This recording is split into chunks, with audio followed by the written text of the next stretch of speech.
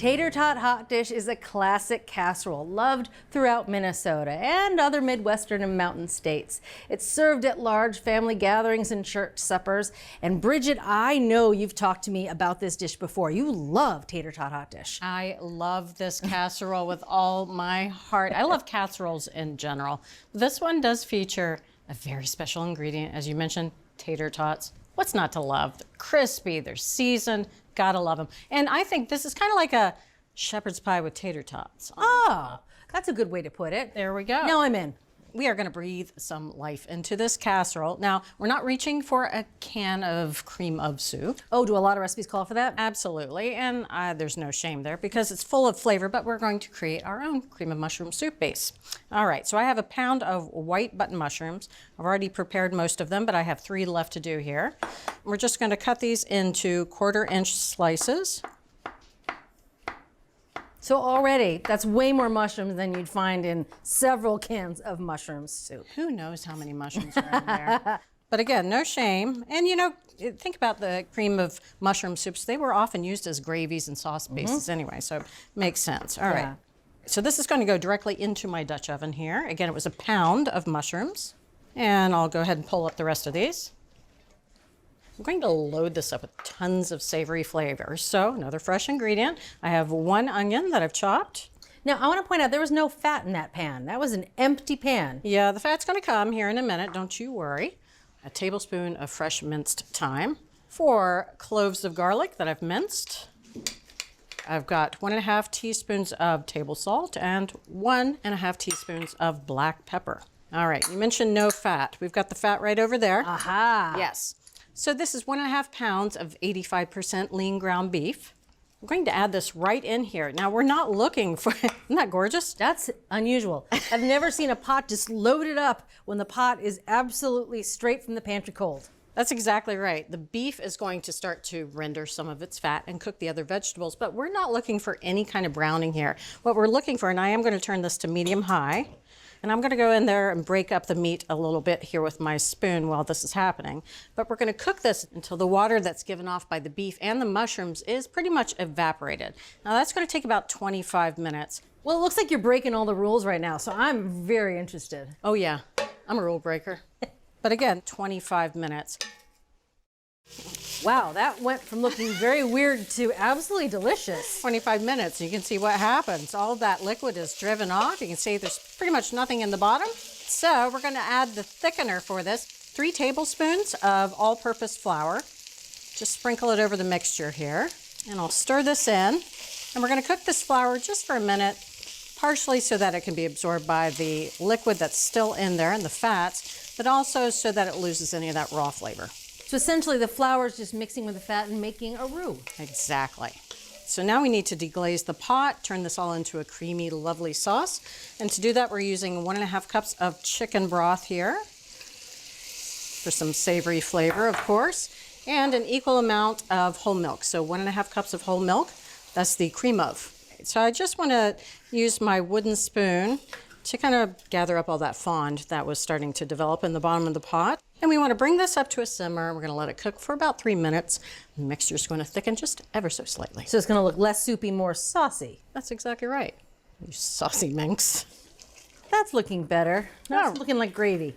Yeah, it does. It looks like a mushroom or a beef gravy. Oh, it's just starting to thicken a little bit. We're not looking for this to be super thickened from the flour, but I'm going to turn off the heat here, and I'm going to add 1½ cups of grated Parmesan cheese, and it's also going to help to tighten up this mixture just a bit. So that's what makes the cheesy part of this casserole. I like it. Look at that. All right, and that is all that we want to do with the stovetop. That's nice and easy. Very easy. Now, I am going to need your help. Sure. If you could be the guide. You got it. I need to pour this into a 9 by 13 inch baking dish. Okay. You could guide it right into the pot there. Got it. So just like shepherd's pie, it's not a looker as you're making it. So, It smells delicious though. yes, it does, but it's not a tater tot hot dish. I'm going to fix that right now. I've got to head to the freezer. Okay. You like this? What else you got in there? I did not bring popsicles. Maybe next time. But look, it's color. And these are called Vegetables. Vegetables. That's right. Got it. All right, so I've got a cup of frozen peas here, and we want to leave them frozen. And I'm just going to sprinkle these on top. And like you said, that just looked like cream of mushroom soup now. We're adding a little bit of freshness, wink, wink, but color. Well, again, I like the convenience factor here. Yeah, it's very easy to put together.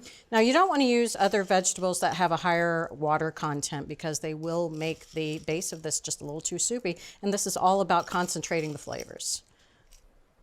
All right, and a cup of frozen corn, same thing, leave it frozen to the last minute. Look how pretty that is. All right, and the very best from both Oregon and Idaho, tater tots. All right. The crowning glory of this casserole. That's exactly right. So we're going to just place these on top, but you don't want to push them down into the mixture, and I'm gonna get us going here. So you just want to arrange them right on top. And again, just like the peas and the carrots, these are still frozen. All right, so if you wouldn't mind helping me, we're going with 9 across and 9 down. All right. It's like doing a puzzle with someone. Do you like to puzzle with people? 100%. Do yes. You? Yeah. Oh, I like this. You win. You got it, Jenga. That looks tot-tastic. This is going to go into the oven, and a very hot one at that. This is going in at 450 degrees, so big blast of heat because, of course, we want all the mixture to bubble, but we want some serious browning on the top of the tater tots. Nobody wants blonde, soggy tater tots. No, you want them good and crisp. So again, 450, and we're going to put this on the upper middle rack, and that way some of that heat is going to bounce off the ceiling of the oven and go right on top of the tater tots. It's going to bake for about 35 minutes, maybe up to 38.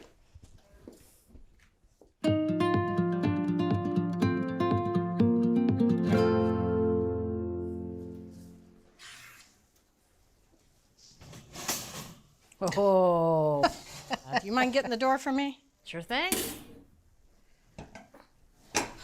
Oh, Can we take a moment here? that looks really good. I mean, look at it bubbling in there. Ooh. Yeah, and it's all nice and crispy brown. It was just about 35 minutes.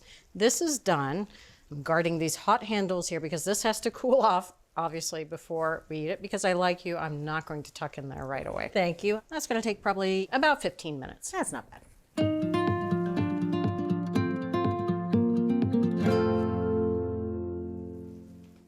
15 minutes. I love it. I think you deserve some tater tot hot dish. I can't wait to try it. You've talked about this several times with such love. And this, I'm giving you the coveted corner piece. Ooh. It's all the crispiest bits of the tater tots. You really do like me. I really do like you. I'm bringing a couple more of these here. I can't wait to try this. All right, I'm going to dig down in there. I want to get the filling. Make sure you get some of that meaty mushroom goodness. That's delicious. It's like beef and mushroom gravy. Yes. Yes. It has a very stewy flavor. It does. Yeah. Yes. Now you got to get it with a tot. Oh, yeah. Oh, you're going for it, girl. The whole thing. I got half a tot. I love tater tots. It's such a nice, crispy topping, but it tastes like potatoes, obviously. Bridget, this is delicious. You sold? Mm-hmm. You a hot dish girl? I'm a fan of this. Thank you for making this for me. It was my complete tot pleasure. So if you want to make this classic casserole, switch out the canned soup for fresh mushrooms, onion, and thyme. Add Parmesan for a deep, savory flavor, and cook the casserole on the upper middle rack to brown and crisp the tots. From Cook's Country, Minnesota's favorite casserole, Tater Tot Hot Dish.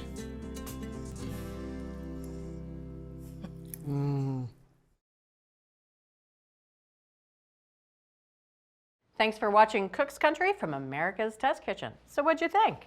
Leave a comment and let us know which recipes you're excited to make, or just say hi. Now you can find links to today's recipes and reviews in the video description. And don't forget to subscribe to our channel. See you later.